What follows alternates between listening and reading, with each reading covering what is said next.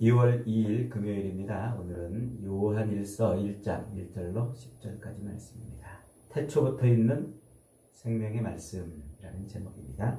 태초부터 있는 생명의 말씀. 오늘부터 요한일서 그리고 이어서 요한 2서, 요한 3서 이렇게 묵상을 합니다. 짧은 서신이지만 굉장히 깊이가 있고 또 생각할 것들이 많이 있습니다. 네, 이 요한 1, 2, 3서는 아주 깊이 있게 다루기는 너무나 어려워요. 생각보다 어려운 책이에요. 쉬운 것 같으면서도 어마어마한 그 신학적 진리들을 담아냈기 때문에 이것을 다 하려면 시간이 너무 많이 걸려요. 요한복음만큼 시간이 많이 걸려요. 그래서 큰 흐름만 이렇게 우리가 살펴보도록 하겠습니다. 이 요한 1, 2, 3서는 예수님의 수제자였던 사도 요한복음을 기록한 사도 요한이 쓴 서신이죠. 사도 요한은 요한복음과 함께 요한계시록도 기록하죠. 그래서 요한복음, 요한 1, 2, 3서, 요한계시록 이렇게 성경을 쓰는 사람입니다. 이 요한은 야고보의 동생이에요. 야고보. 그래서 비교적 좀 부유한 집안의 아들이었습니다. 요한과 야고보가 부름받을 때 그 둘이 갈릴리 바다에서 그의 아버지와 함께 물고기를 잡고 있었어요. 그러다가 예수님이 지나가시다가 예수님을 만나자 예수님을 따르는데 아버지와 그리고 그 같이 일하는 사람들 그리고 배와 그물을 버려두고 예수님을 따랐다 그래요. 그러니까 그 당시에 이렇게 일하는 사람들을 데리고 물고기를 잡을 정도면은 굉장히 부유한 집안이었다는 것이죠. 그래서 이제 그렇게 예수님을 따르게 되는데 원래 이 사도 요한은 세례 요한의 제자였어요. 세례 요한을 쫓아다니던 사람이 있는데 예수님을 만나게 되죠. 그래서 이제 예수님과 함께 3년 지나고 끝까지 예수님이 십자가에 못 박혀 죽으실 때 그 밑에까지 따라간 사람이에요. 다른 제자들은 다 무서워서 도망을 갔는데 끝까지. 그래서 예수님이 마지막 십자가에 매달려 죽으시기 전에 그 요한을 불러서 자기 어머니 마리아를 좀 잘 보살피라 이렇게 유언을 남길 정도로 사랑을 받는 제자가 되지요. 그래서 예수님은 사도 요한은 베드로와 함께 예루살렘 교회를 지키다가 AD 68년부터 70년까지 예루살렘에 어떤 일이 벌어지냐면 로마의 그 타이투스 장군, 디도 장군이라고 하는 로마의 그 장군이 이 예루살렘을 이제 멸망시켜버려요. 그래서 예루살렘의 성과 성전을 돌 위에 돌 하나도 남지 않고 다 무너뜨려 버리죠. 지금 있는 그 서쪽의 통곡의 벽, 100m 정도 남겨있는 그 통곡의 벽만 남겨놓고 완전히 예루살렘을 파괴해버려요. 그때 이제 예루살렘에서 피난을 떠나서 저 에베소로 가서 거기서 이제 목회를 하게 됩니다. 목회하는 동안에 이제 도미티안 황제라고 AD 80년에서 96년 사이에 황제, 한 15년 동안 황제를 했던 요 황제가 있는데 아주 그냥 기독교를 진짜 극렬하게 핍박했던 황제입니다. 그 황제에 의해서 반모섬, 그 지중해 한가운데 떠 있는 조그만 섬이죠. 그 반모섬에 유배돼 가지고 거기서 이제 요한계시록을 기록을 합니다. 이 요한복음 처음에 기록했던 그 요한복음은 AD 약 한 85년에서 90년 그 사이에 기록된 걸로 이제 알려져 있어요. 그리고 이제 또 그 90년 이후에 반모섬으로 이제 유배 당하는데 그 요한 1, 2, 3서는 언제 기록을 했냐? 이게 이제 살짝 그 연도가 좀 문제가 됩니다. 이제 학자들은 요한복음을 기록하고 조금 있다가 한 2, 3년 내에 요한 1, 2, 3서를 기록한 걸로 이렇게 이제 보지요. 뭐 여러 가지 자료들이 있어서 이제 그렇게 보는데 꼭 그런 건 아닌 것 같아요. 제가 볼 때는 아마도 이 요한 1, 2, 3서를 먼저 기록하지 않았겠나 이런 생각이 들어요. 왜냐하면 요한복음과 요한 1, 2, 3서는 굉장히 연결이 많이 되어 있는데 요한 1, 2, 3서에 나타나는 요 글의 내용이 요한복음보다 먼저 표현되는 것들이 있어요. 그런 걸로 볼 때 요한 1, 2, 3서를 먼저 기록하고 본격적으로 요한복음이라는 이 거대한 복음서를 기록해 놓은 게 아닌가 이런 생각을 해봅니다. 어쨌든 요한복음과 요한 1, 2, 3서는 굉장히 아주 이렇게 서로 연결이 많고 공통점들이 많아요. 그래서 요한복음은 예수 그리스도를 중심으로 예수 그리스도가 생명이었다. 우리의 생명이고 그리고 그리스도를 믿음으로 우리도 생명을 얻는다는 그 논지를 가지고 요한복음이 흘러갑니다. 그러면서 이제 예수님이 누구신지를 밝히는데 공을 들여요.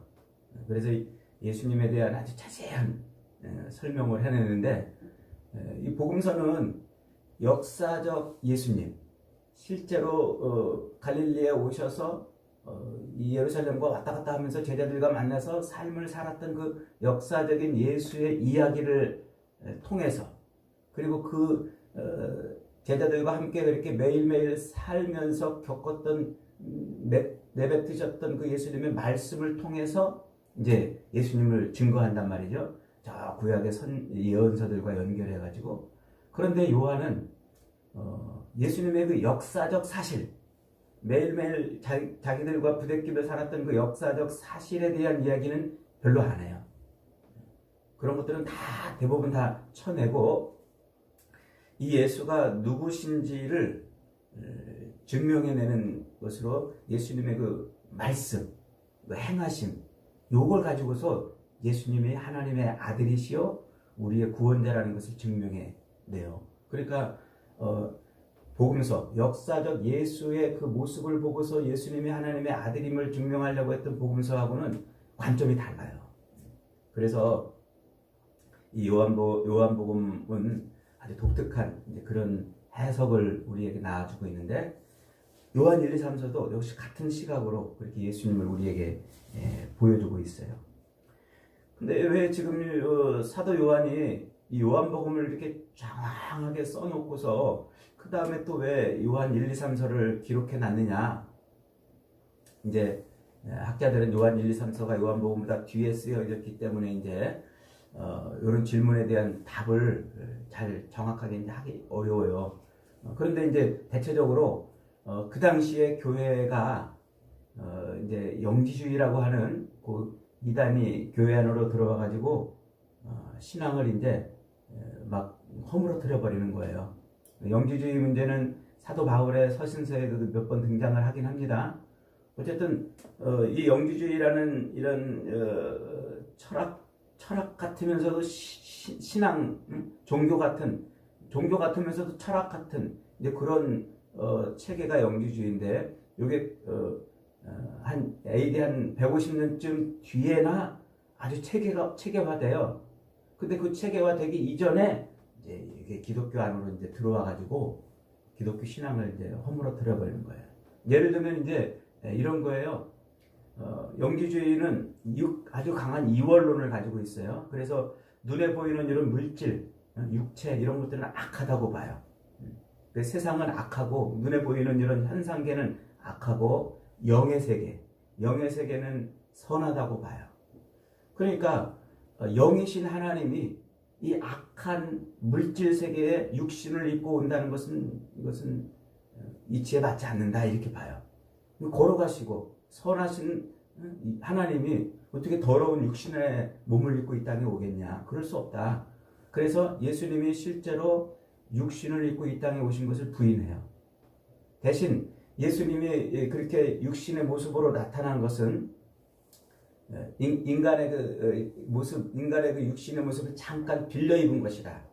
이걸 이제 신학적으로 가현설이라고 말하는데 잠깐 빌려 입고 오신 것이고 예수님이 십자가에 매달려 죽으실 때는 그 영이신 예수님은 떠나셨다 이렇게 이제 주장을 하죠. 그러니까 좀 와리가리한 그런 주장을 하는 거예요. 이게 맞는 말 같으면서도 그렇죠. 영이시고 선하시고 거룩하신 하나님이 더러운 육체 가운데 오실 수 없다는 이 말이 얼핏 들으면 그래 이렇게 맞는 말처럼 여겨지잖아요. 그래서 이제 육신으로 오신 예수님을 부인하는 거예요. 그래서 육신으로 오신 예수님을 부인하니까 십자가에 달려 죽으신 그 실제 그 육신의 예수님, 실제 육신의 예수님의 그 피로 우리의 죄를 씻어주었다고 하는 요 하나님의 이 놀라운 언약의 구약의 그 어린 양의 피로 죄를 씻어주시는, 용서해주시는 그때 만들어진 그 하나님의 죄 씻음의 그 언약의 그 그림이 사라져 버리는 거예요. 육체적으로 십자가에 달려 죽으신 예수님을 인정하지 않으니까, 그러면 십자가에 달려 죽으신 그 예수님의 그 피 흘리심은 아무 의미가 없는 게 되어버리는 거예요. 그래서 예수 그리스도의 그 십자가 구속 사역을 약화시키는 이런 일이 벌어져요. 그 대신 이 영지주의는 구원을 어떻게 생각하냐면, 그리스도의 그 피로 죄 씻음을 받아서 우리가 구원, 하나님의 나라에 들어가는 것이 아니라 그 영이신 예수님이 잠깐 육신을 빌려 입고 이 땅에 와가지고 선포하신 하나님의 나라가 있죠. 그래서 이 복음서에서 하나님의 나라에 대해서 쫙 설명하고, 이 구원의 세계에 대해서 설명하고, 하나님에 대해서 설명하고 그러잖아요. 그러니까 영이신 예수님이 그렇게 영적인 세계의 이야기를 세상에 선포했단 말이에요. 그 영적인 세계의 그 예수님이 선포하신 그 지식을 우리가 자꾸 묵상하고 그 지식을 자꾸 생각하면 그 영의 세계를 깨닫는다는 거예요. 그래서 그 영의 세계, 영적인 지식으로 영의 세계를 깨달아서 그래서 구원을 얻는다는 거예요. 그게 깨달아지는 구원이라고 보는 거예요. 그 신비한 영의 세계를 자꾸 영적인 그 지식, 예수님이 뱉어놓으신 영적인 그 지식을 자꾸 묵상하고 들음으로써 영의 세계를 깨달으면 우리가 구원을 얻는 것이다. 그래서 영지주의 이렇게 이제 말을 해요. 이게 얼핏 우리가 매일 성경 말씀을 묵상함으로 이 구원의 진리를 깨닫는 거랑 비슷하잖아요. 그래서 초대교회에 들어와가지고 이 영지주의 철학이 교회 신앙을 막 흐트러 놓고 예수님에 대한 믿음을 막 흐트러 놓은 거예요. 그러니까 교회가 굉장히 참 진짜 복음이 붕괴되고 이제 그렇게 되는 일이죠. 그래서 이제 요한복음은 그 예수가 실제로 육신으로 이 땅에 오신 분이다. 그걸 굉장히 아주 증명을 해내고, 그리고 구약에서 예표되었던 그 모든 하나님과 이 이스라엘 백성들 간의 그 죄 용서함의 그 그림을 요한복음에서는 그것을 그대로 해석을 해줘요. 그게 뭔지, 어떤 의미가 있는지 그걸 자꾸 해석을 해줘요. 그래서 이 요한복음은 구약을 볼 때 영적인 눈으로 볼 수 있는 그런 좋은 안경이 되지요. 그게 이제 이 요한 1, 2, 3서에서도 그대로 반영이 돼요. 그래서 요한복음이 먼저 써졌는지, 요한 1, 2, 3서가 먼저 써졌는지 이게 사실은 좀 헷갈릴 정도로 굉장히 둘은 비슷한 그런 글을 가지고 있는 거예요. 그래서 이제 이 영주주의, 예수님이 육체로 이 땅에 오셨다는 것을 안 믿는, 어떻게 그 걸어가시고 선하시고 그런 영이신 예수님이 더러운 육체 안으로 오실 수 있겠어? 그럴 수 없다. 이렇게 주장하는 그 영주주의를 이제 배격하고 교회 안에서 그들을 이제 몰아내기 위해서 이제 이 요한 1, 2, 3서는 예수님이 육신으로 이 땅에 오셨다는 것을 아주 집요하게 강조를 하죠. 자, 오늘 1절 말씀 한번 이렇게 한번 읽어봅니다. 1절 시작. 태초부터 있는 생명의 말씀에 관하여는 우리가 들은 바요, 눈으로 본 바요, 자세히 보고 우리 손으로 만진 바라 그랬어요. 성경에 태초에라고 시작하는 성경이 3개 있어요. 하나는 창세기, 태초에 in the beginning 이렇게 시작하죠. 그게 이제 in the beginning이라는 말은 시간과 공간이 만들어질 때 이런 뜻이에요. 그러니까 시공이 만들어지는 이제 그때 이제 하나님은 그 전 시간과 공간이 만들어지기 전부터 이미 하나님은 존재하신 분이잖아요. 그래서 이제 태초에라는 말로 이렇게 표현을 하고 있는 거예요. 그거를 요한복음에도 또 똑같이 태초에 말씀이 계시니라 이렇게 시작. 그 태초에라는 말이 in the beginning. 그러니까 시간과 공간이 만들어질 때 시공을 만드신 분이 누구예요? 하나님이시잖아요. 하나님이 그렇게 시간과 공간을 만드실 때 그때 말씀이 계셨다. 이렇게 지금 설명을 하고 있는 거예요. 오늘 요한 1서에도 보니까 태초부터 있는 말씀 이렇게 시작을 하는 거예요. 태초부터 있는 말씀. 지금 이 요한복음이나 요한 1서에서 요 태초에라는 단어를 굳이 요한이 쓰고 있는 이유는 뭘 것 같아요? 창세기하고 지금 연결하고 있는 거예요. 창세기하고 지금. 그러니까 창세기의 창세기 1장의 그 흐름, 그 구조를 요한복음도 그대로 가지고 있어요. 요한복음도. 그러니까 지금 이제 요한이 의도하는 바는 뭐냐면 지금 이 요한복음은 창세기를 지금 예표하고 있다. 죄송합니다. 예표하고가 있다 아니라 창세기를 모형으로 하고 있다. 창세기가 요한복음의 모형이다, 그림자다 이 말이에요.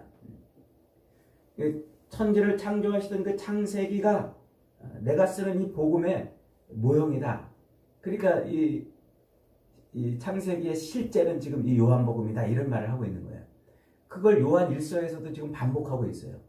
지금 내가 쓰고 있는 이 복음이 하나님의 그 창세기의 이 실제를 지금 보여주고 있는 것이다. 이런 의미란 말이죠. 그래서 창세기 1장에 가면은요, 이제 하나님이 천지를 창조하실 때 3절에 이렇게 말씀하셔요. 하나님이 가라사대 빛이 있으라 하심에 빛이 있었고 그 빛이 하나님 보시기에 좋았더라. 하나님이 빛과 어둠을 나누사 그랬어요. 근데 이게 첫째 날 만드신 거예요. 하나님이 첫째 날 뭘 만드셨다고요? 빛을 만들으셨어요. 그런데 이 빛은 그냥 빛이 아니에요. 우리가 알고 있는 저 태양빛이 아니에요. 태양빛은 몇째 날 만들어져요? 넷째 날 만들어요. 태양 하늘의 이 발광체들은. 그러니까 이 빛은 우리가 알고 있는 이 태양빛이 아니란 말이죠. 이 빛은 오르라고 이렇게 이제 히브리어로 표현을 하는데 이것은 에너지 혹은 능력 이런 단어예요. 에너지, 능력.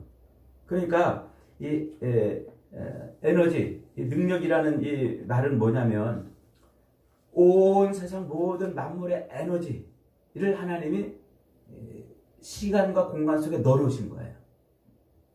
그러니까 in the beginning이라는 말, 태초에라는 말이 in the beginning이라고 그랬잖아요. 그 말은 시간과 공간을 창조하실 때 이 말이란 말이에요. 그때 하나님이 어떻게 했다고요? 그 시공 안에 생명을 넣어놓으신 거란 말이에요. 생명을 거기다가 넣어놓으셨다 했어요. 그 빛이 있으라 할 때 그 있으라 하는 말, 그 하야라는 단어를 쓰고 있는데 이 말이 어디서 쓰여지냐면 출애굽기에서 모세가 하나님이 이제 떨기나무에서 불이 나가지고 막 모세로 와서 구경하게 하고 야 모세야 내가 너를 이스라엘 백성들을 구원할 지도자로 삼을 거야 너 가라 그랬더니 하나님 누구신데요? 당신 누구신데요? 그러잖아요. 하나님이 뭐라고 그래요 모세한테? 나는 나다. 나는 스스로 있는 자니라 이렇게 말하잖아요. 하나님이 당신을 모세한테 설명할 때 나는 스스로 있는 자니라. 그 스스로 있다라는 말이 빛이 있으라 할 때 그 있다는 말하고 똑같은 말이에요. 하야라는 말. 그러니까 하나님 자신이 자기가 존재하는 그 존재의 방식이 그때 빛이 있으라 하는 그 단어를 똑같이 씀으로써 자기 존재 방식을 그렇게 드러내는 거예요. 그러니까 이게 무슨 말입니까? 첫째 날 그 빛, 하나님이 시간과 공간 속에 넣어주신 그 생명의 원천은 그 빛은 곧 하나님 자신인 거예요. 그 빛이 누구라고요? 그 빛이 예수님이란 말이에요. 예수님. 그래서 시편 36편 9절은 이렇게 말해요. 시인이 이제 이렇게 노래해요. 생명의 원천이 주께 있사오니 주의 광명 중에 우리가 광명을 보리이다. 주의 그 빛나는 영광 중에 그 빛 속에 우리가 빛을 봅니다. 이렇게 시인이 노래하잖아요. 그러니까 태양이라는 이 발광체가 존재하기 전에 하나님은 세상에 빛을 주시고 그 빛으로 시간과 공간 속에서 생명의 원천을 삼게 만드는 거예요. 그러니까 하늘의 해와 달과 별이 만들어지기 전에 이게 넷째 날 만들어져요. 셋째 날 뭐가 만들어지냐면 풀과 씨 맺는 열매와 채소 이런 것들이 만들어져요. 우리가 잘 알듯이 이런 식물들은 빛을 봐야 돼. 광합성을 해야 되잖아요. 근데 광합성을 하게 하는 햇빛은 그 다음날 만들어진단 말이에요. 그러니까 이 생명체가, 이런 식물이나 이런 모든 생명체가 햇빛이 없는데도 잘 살고 있다는 얘기는 뭐예요? 그 햇빛이 생명이 아니라는 거예요. 진짜 생명은 뭐라? 하나님이 첫째 날 만드신 그 빛이, 그 빛이 생명의 원천이란 말이에요. 그 빛.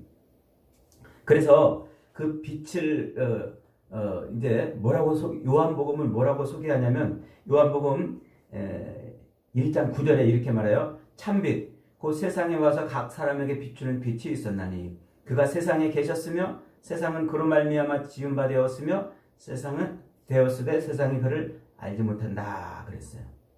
그러니까 그 빛, 하나님이 태초에 빛이 있으라 하고 만들어진 그 첫째 날 만들어진 그 빛이 2000년 전에 우리 앞에 나타났어요. 우리 앞에 나타났다고. 그래서 그가 세상으로 들어와서 세상은 그로 말미암아 만들어졌고 살게 되었다. 이렇게 지금 연결하고 있는 거예요. 그러니까 요한은 이 어마어마한 영의 세계를 지금 보고 있는 거예요. 우리가 보지 못하는. 그러니까 요한이 보고 있는 이 어마어마한 영의 세계에 대한 이야기 때문에 우리가 하나님 나라, 이 천지 창조의 이 어마어마한 영의 세계를 인식할 수 있는 거예요. 안 그랬으면 인식을 못할 수도 있었겠죠. 그래서 빛이 있으라 만드셨던 그 빛이 이제 세상에 들어왔단 말이에요. 세상에 들어와서 in the beginning, 시간과 공간이 만들어질 때 하나님이 그 세상에 넣어놓으신 그 빛이 이제 2000년 전에 우리 가운데 오신 참빛이 되신 거예요. 그분이 누구세요? 그분이 예수님이잖아요. 그러니까 세상 모든 만물은 예수님으로 말미암아 생명을 유지하는 것이고, 우리는, 죄인된 우리는 그리스도 예수로 말미암아 생명을 유지할 뿐더러 구원을 얻는, 죄악에서 구원을 얻는 그런 그림이에요. 그래서 요한계시록 맨 마지막에, 성경 맨 마지막 요한계시록 22장 5절에서는 이렇게 말해요. 다시 밤이 없겠고 등불과 햇빛이 쓸데없으니 이는 주 하나님이 그들에게 빛이심이라 그들이 세세토록 왕노릇하리로다. 다시 이제 빛이 필요 없다는 거예요. 누가 빛이에요? 하나님이 빛이신 거예요. 이렇게 빛이 연결이 되는 거예요.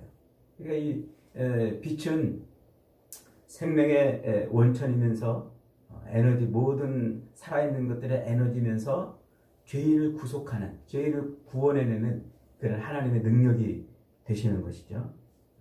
그렇게 사도 요한은 그 태초에 있던 그 빛이 우리 가운데 오셔가지고 그 빛이 우리에게 빛을 내는데, 즉 우리로 삶의 에너지가 되게 하는데, 그분이 이제 어떻게 하냐면 그분이 태초부터 계셨던 말씀이었단 말이에요.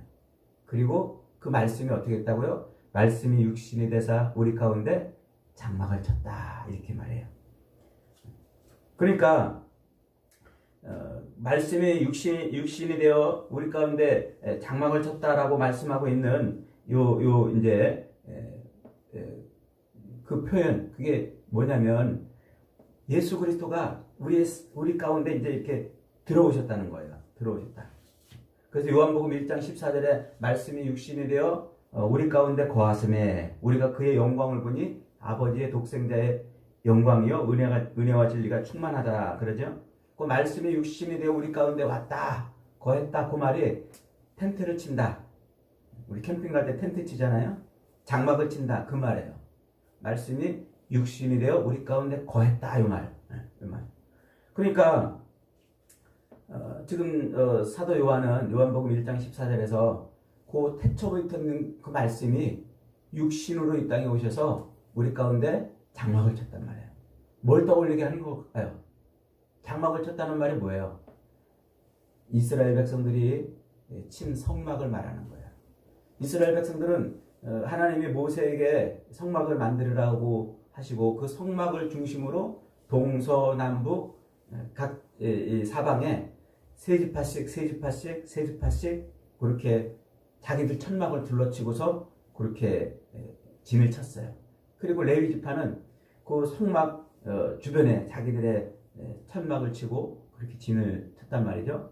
그게 그들 가운데, 이스라엘 백성들 가운데 장막이 쳐진 거예요. 성막이 쳐진 거예요. 하나님이 이스라엘의 중심인 거예요. 예수 그리스도가 교회의 중심인 거예요. 그것을 지금 이제 말하고 있는 거죠. 그러니까 이스라엘 가운데 있던 그 성막은 하나님의 임재하심의 처소잖아요. 하나님의 임재하심. 그리고 그 성막의 가장 깊은 곳에 지성소에 언약궤가 들어있어요. 언약궤. 그 언약궤 속에 뭐가 들어있어요? 십계명과 만나 항아리와 아론의 쌍난 지팡이가 들어있잖아요. 만나 항아리는 생명의 떡이란 말이에요. 아론의 쌍난 지팡이는 구별되고 하나님으로부터 구별된 그런 존재라는 것을 나타내는 거죠. 그리고 십계명은 율법이잖아요.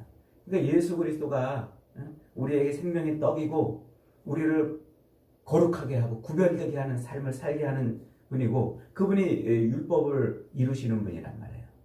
그 십계명 돌판과 아론의 쌍난 지팡이 만나 항아리를 넣어놓은 그 언약궤의 뚜껑을 뭐라고 그래요? 그걸 속죄소 이렇게 불러요. 속죄소. 그래서 어린 양의 피를 받아가지고 그 속죄소 위에 뿌릴 때 비로소 백성들의 죄가 용서함 받는 거예요. 그리스도의 그 속죄 사역을 그 성막이 그렇게 말씀해 주고 있는 거죠. 그러니까 예수님 자신이 하나님의 그 영광의 빛을 담고 있는 분이고 하나님의 그 능력과 신적인 권위로 세상 모든 만물을 유지시키는 그런 존재이면서 동시에 죄인을 구속하시는 구원자라는 의미예요. 그래서 말씀이 육신이 되사 우리 가운데 오심에라고 사도 요한이 그 어마어마한 사건을 그렇게 선포를 하는 거죠.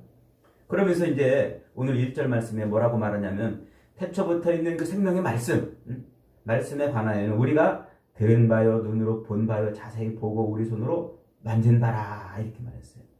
여기서 우리는 누굴까요? 우리는 제자들이죠. 사도들입니다. 그 사도들이 뭘 어떻게 했다고요? 태초부터 계신 생명의 말씀인 예수 그리스도를 자기들이 눈으로 보고 들었고 만졌다는 거예요. 즉 예수님과 자기들이 함께 동고동락 3년 동안 살았잖아요. 그러니까 그렇게 예수님을 자기들이 직접 눈으로 보았고 귀로 말씀을 들었고 손으로 만지면서 그렇게 예수님을 자기들이 경험했다, 체험했다 그래요. 그러면서 2절에서 이는 아버지와 함께 계시다가 우리에게 나타나신 바 되신 이신이라 그래요. 그러니까 영지주의자들이 들어와가지고 교회 안에 들어와서 무슨 소리냐, 이 걸어가신 영이신 예수님이 더러운 육신을 입고 올 수 있었느냐? 아니다 라고 말하는 것을 지금 배격하는 거예요. 아니다. 예수님은 육체로 오신 분이다. 그분이 하나님과 함께 계셨던 말씀인데 그 말씀이 하나님의 그 빛을 담고 우리 가운데 오셔서 우리가 그분을 눈으로 보고 귀로 듣고 만지고 그랬다. 지금 그렇게 설명을 하고 있는 거죠. 그러면서 3절에 뭐라고 말합니까? 3절, 4절 있습니다. 시작. 우리가 보고 들은 바를 너희에게 전하는 것은 너희로 우리와 사귐이 있게 하려 한다. 교제한다는 말이에요. 우리의 사귐은 아버지와 그의 아들 예수 그리스도와 더불어 누림이라. 우리가 이것을 쓰면 우리의 기쁨이 충만하게 하려 함이라. 이 편지를 쓰는 이유가 바로 그 예수 그리스도와 더불어서 우리가 교제하게 하려고 그러는 거다. 그러니까 우리의 내가 전하는 이 복음, 이 말로 너희들이 서로 이렇게 우리와 교제할 때 비로소 내가 만났던 그 예수 그리스도를 너희도 만나게 된다. 그 얘기를 하고 있는 거예요. 그러니까 예수님 영지주의자들은 예수님이 우리 눈으로 볼 때는 육체로 오신 것 같지만 실제 육체로 오신 것이 아니고, 그래서 십자가에 달려 죽으신 그 죽으심은 우리를 위해서 죽은 죽음이 아니고 우리가 영적인 예수님이 선포하신 그 영적인 지식을 깨달아야 구원을 얻는다고 말하는 그 영지주의자들을 지금 배격하는 거예요. 예수님은 실제로 이 땅에 육체로 오셨어요. 제자들과 함께 3년 동안 동고동락하고 그들에게 복음의 말씀을 들려줌으로 그 말씀으로 주님과 뭐하게? 교제하게 했단 말이에요. 그래서 그런 예수 그리스도에 대한 이 정확한 육체로 이 땅에 계셨던, 그리고 그분의 십자가에 달려 죽으신 그 사역을 통해서 우리가 바로 그 피 흘림으로 우리가 죄 용서함을 받게 됐다는 거죠. 그래서 예수 그리스도와 우리가 이렇게 교제하지 않으면 죄 용서함을 받을 수 없다는 거예요. 그래서 이제 7절부터 이렇게 말하고 있는 거예요. 7절 시작. 그가 빛 가운데 계신 것 같이 우리도 빛 가운데 행하면 우리가 서로 사귐이 있고 그 아들 예수의 피가 우리를 모든 죄에서 깨끗하게 하실 것이요. 만일 우리가 죄 없다고 말하면 스스로 속이고 또 진리가 우리 속에 있지 아니할 것이요. 만일 우리가 우리 죄를 자백하면 그는 미쁘시고 의로우사 우리 죄를 사하시며 우리를 모든 불의에서 깨끗게 하실 것이다. 여러분, 태양빛 아래서만 모든 사물을 우리가 볼 수 있는 것처럼 예수 그리스도 안에 있을 때만 비로소 우리는 우리의 모든 더럽고 악한 것들을 볼 수 있는 거예요. 그래서 그리스도를 만나지 못하면, 육체로 오셔서 십자가에 피 흘려 죽으신 그 예수 그리스도를 만나지 못하면 우리의 이 더럽고 악한 것을 보지도 못하고 씻어낼 수도 없습니다. 우리 그리스도 예수를 만나야 돼요. 그분과 교제해야 돼요. 그래서 그분을 우리가 교제할 수 있는 유일한 방법은 말씀이었던 그분이 우리 가운데 오셨기 때문에, 또 그리고 말씀을 남겨놓으셨기 때문에 이 성경 말씀으로 교제할 때 바로 그 말씀이신 예수님과 우리가 뭐 하는 거예요? 사귐을 갖는 거예요.